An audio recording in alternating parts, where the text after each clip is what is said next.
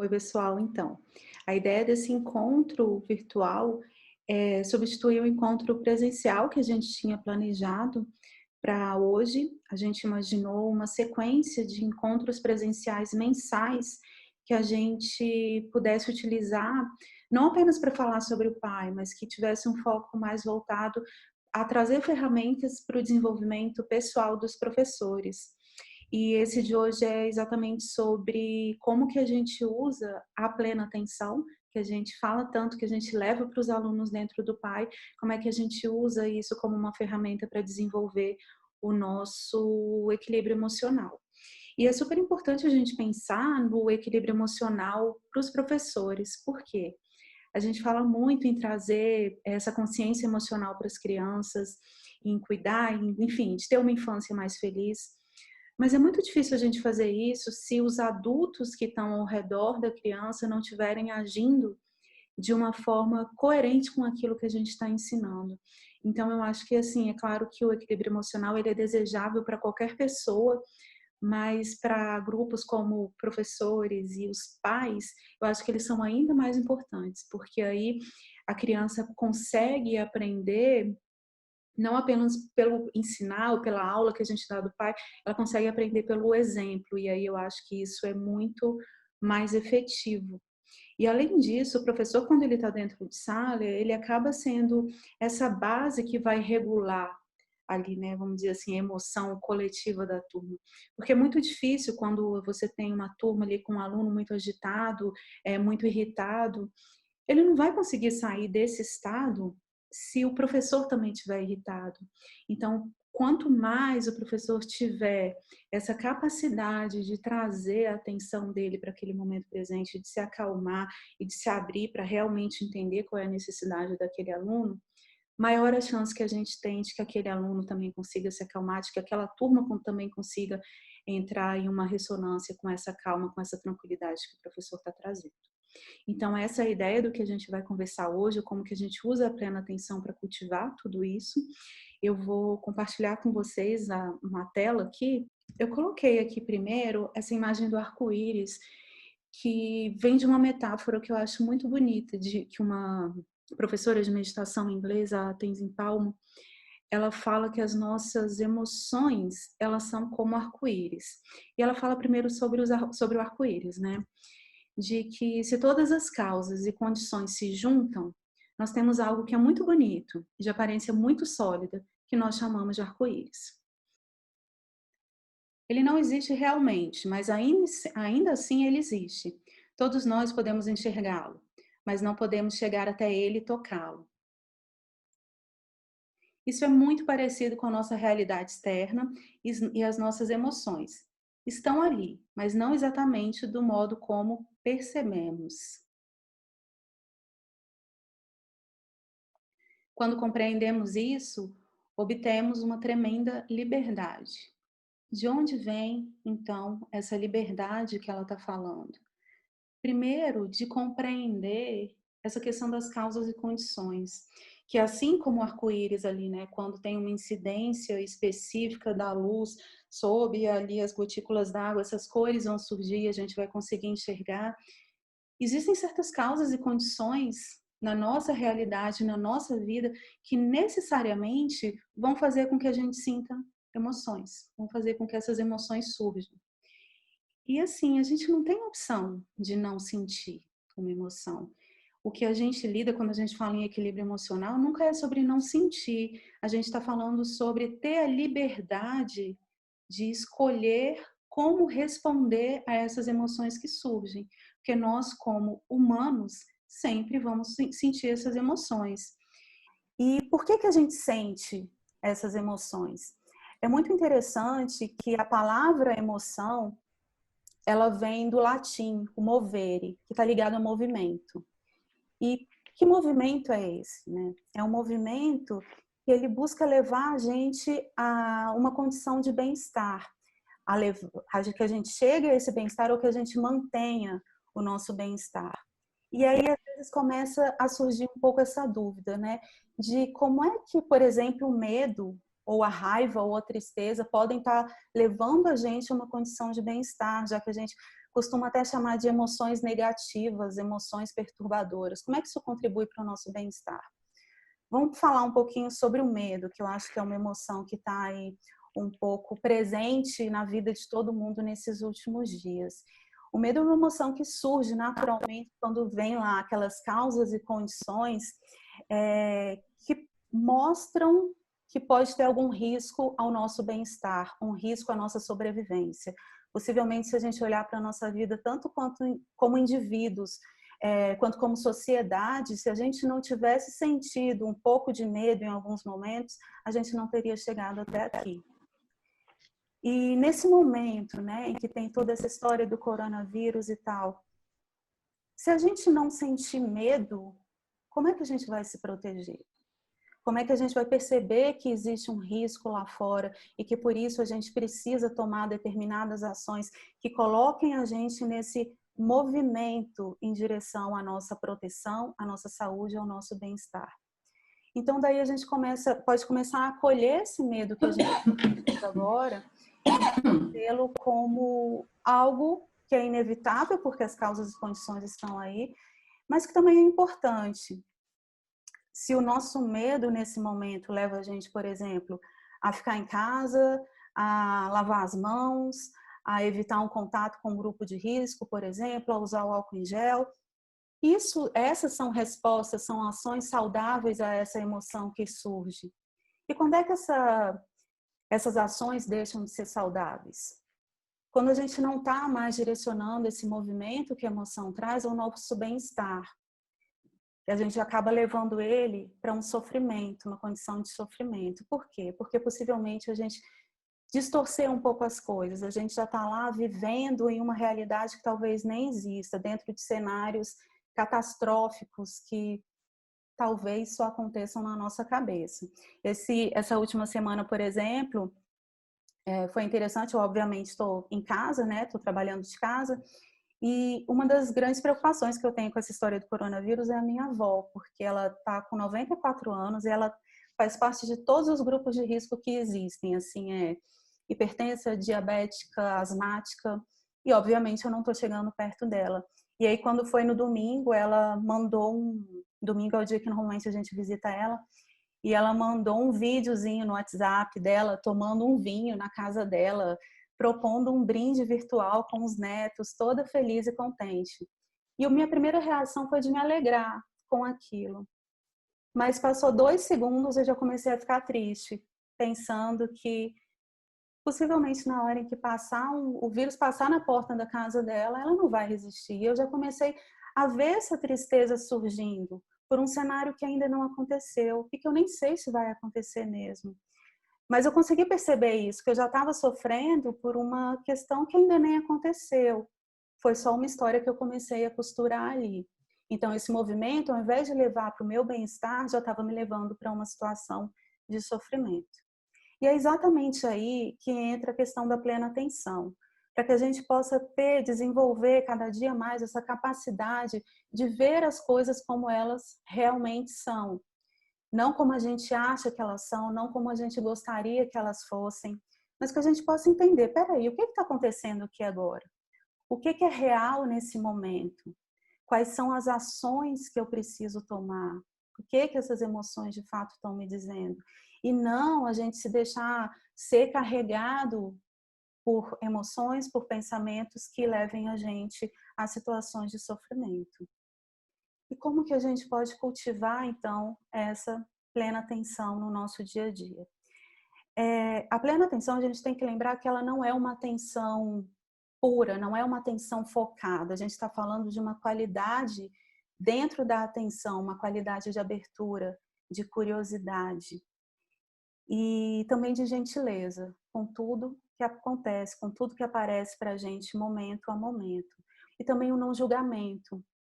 E o não julgamento, nesse contexto da plena atenção, ele não quer dizer que a gente não vai mais ter discernimento sobre as coisas. Ele quer dizer que naquele momento a gente não está ali para ficar julgando se as coisas são boas ou ruins, se a gente gosta ou não gosta daquilo. Porque é essa postura do não julgamento que vai fazer com que a gente não saia correndo atrás das coisas que a gente acha, que a gente gosta, e que a gente também não rejeite aquilo que a gente acha que a gente não gosta. Então, é a partir dessas qualidades que a gente começa a nossa prática. E a nossa prática não é só a prática da plena atenção, assim, quando a gente fala, é importante que a gente tenha uma prática formal em casa ali de 5, 10 minutos, 30 minutos, o tempo que for possível dentro da realidade de cada um. Mas como é que a gente traz essa plena atenção, momento a momento, em tudo que acontece na nossa vida? E principalmente em relação a essa consciência das nossas emoções. Qual é o primeiro passo para que a gente possa desenvolver essa consciência das nossas emoções? É o reconhecer. Reconhecer que essas emoções estão ali, que quando surgem as causas e consequências, elas vão surgir. E que emoção é essa? É importante que a gente também possa conhecer as nossas emoções.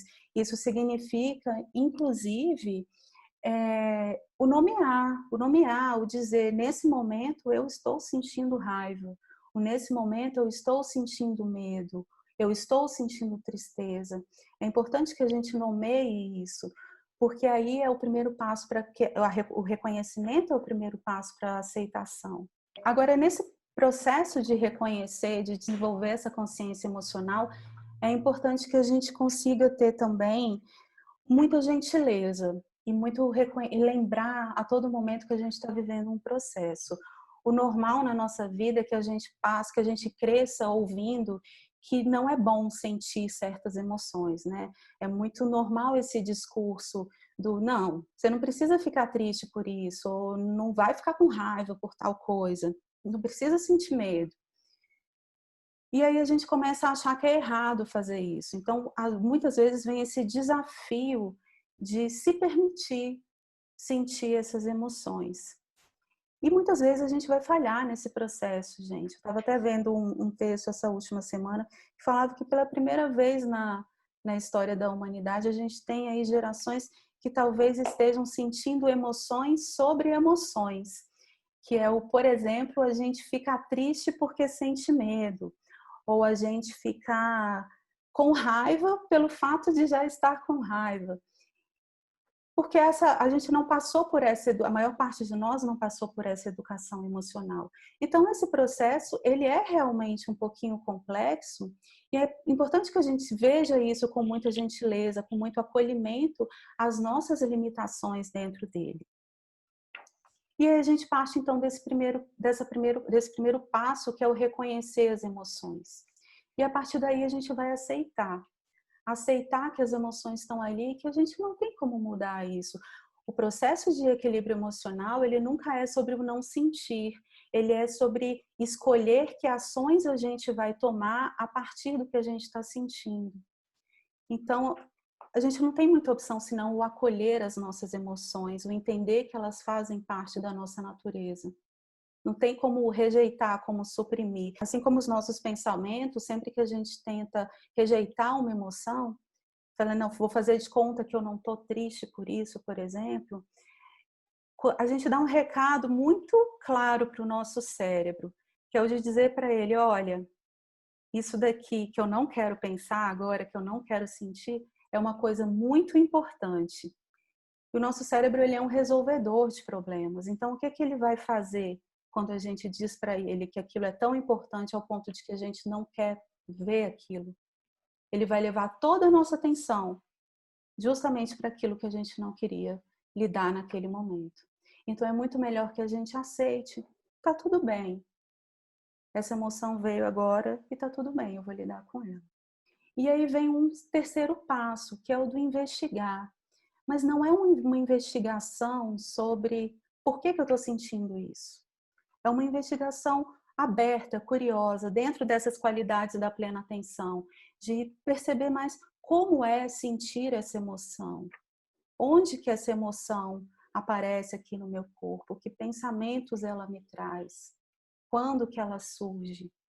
E a gente tem que tomar muito cuidado para manter essa investigação com os pés muito aterrados na plena atenção, porque senão a gente pode começar a desenvolver muitas teorias sobre aquela emoção e aí a gente acaba se perdendo dentro da percepção do que é sentir aquilo e a gente acaba indo para um universo de mais sofrimento. Então é uma investigação aberta, curiosa, disposta a ver as coisas como elas realmente são. E a gente chega no quarto passo, que é o não se identificar. Essa não identificação, ela é bem dentro daquela proposta que a Tenzin Palmo fala do arco-íris mesmo. As causas e condições surgem, e aí surge uma emoção. Quando essas causas e condições elas mudam, essa emoção também muda. Ela também muda e ela desaparece e dá lugar a outras emoções. E esse é um processo extremamente dinâmico, momento a momento. Muitas emoções podem surgir juntas ou uma em sequência da outra.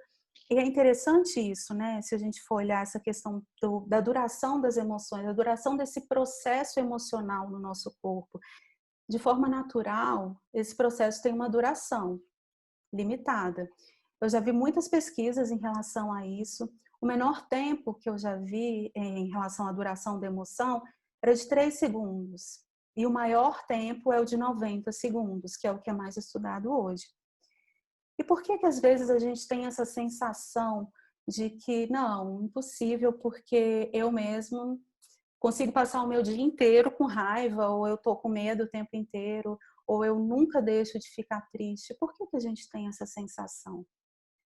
Porque possivelmente a gente está alimentando essas emoções, a gente está dentro da nossa mente, cultivando pensamentos que fazem com que a gente fique novamente com medo, que a gente fique novamente com raiva, a gente fica ruminando coisas que não deixam essa emoção passar pelo processo natural dela, de surgir e desaparecer e dar espaço a outra. Às vezes a gente fica ali só alimentando aquilo, e por isso a gente tem a sensação de que essas emoções, elas nunca passam. E aí vem a não identificação, é a gente entender que a gente não é essa emoção. E essa emoção, ela não é algo duradouro, permanente, parte da gente. Ela é essa luz, essa cor que surge e some. E a gente tem que deixar que ela se vá.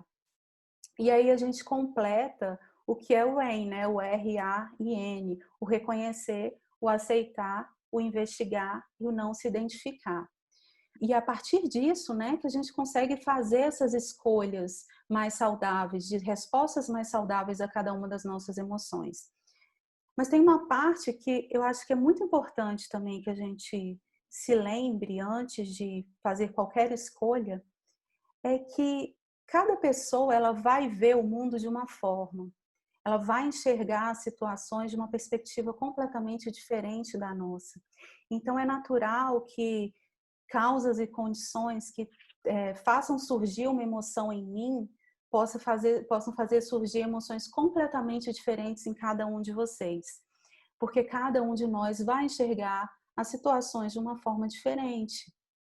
E a gente tem que compreender isso, que não, nenhuma pessoa é obrigada a sentir o que a gente sente e dificilmente elas também vão ter uma compreensão muito clara sobre o que a gente está sentindo. E aí a gente tem que trazer então para as nossas respostas emocionais, principalmente dentro das nossas relações, e as relações humanas, elas são responsáveis por boa parte assim do nosso sofrimento emocional. É importante que a gente tenha uma grande dose de empatia, de perceber isso, como que a outra pessoa, do universo dela, dentro de tudo que ela já viveu, de tudo que ela entende, de como ela encara a vida, o que é que ela pode estar sentindo nesse momento. Então, com essa consciência de que as emoções estão ali, de que a gente precisa aceitá-las, dentro desse processo muito curioso, aberto e gentil de investigação, de como é sentir aquela emoção, de não se identificar com ela, de saber que ela é um processo que começa e termina e que está tudo bem. E de compreender que as nossas emoções, elas se manifestam para a gente de uma forma absolutamente única e diferente de como elas se manifestam em outras pessoas, a gente pode começar a escolher o que a gente vai fazer. Esse processo da escolha, ele também está muito relacionado à plena atenção, porque a gente tem que ter noção, a gente tem que ter essa percepção de que a emoção está ali e que aquele é o momento, aquele é o espaço que a gente tem entre a nossa emoção e a nossa ação. Qual é a escolha que a gente vai fazer dentro desse espaço? Aqui, normalmente, é aquele momento em que a gente fala, calma, para, respira. Às vezes, o tempo de uma respiração, ele é o tempo necessário. Vocês lembram, lá no Pai, a gente fala muito aquela questão do cérebro, né? A gente tem a amígdala, que é responsável pelo processamento das nossas emoções e pelas nossas respostas mais instintivas, e a gente tem o córtex pré-frontal, que é responsável pelas nossas decisões mais conscientes. E tem muitas pesquisas que falam que às vezes o tempo de uma respiração é o suficiente para que o estímulo, né, aquela percepção que a gente tem sobre o que aconteceu, e ela chega primeiro lá na nossa amígdala. Às vezes, uma respiração é o tempo suficiente para que ela chegue no nosso córtex pré-frontal e que possibilite que a gente faça, então, que a gente tome, então, uma decisão mais consciente. Mas se a gente pula esse espaço, a gente vai continuar agindo instintivamente.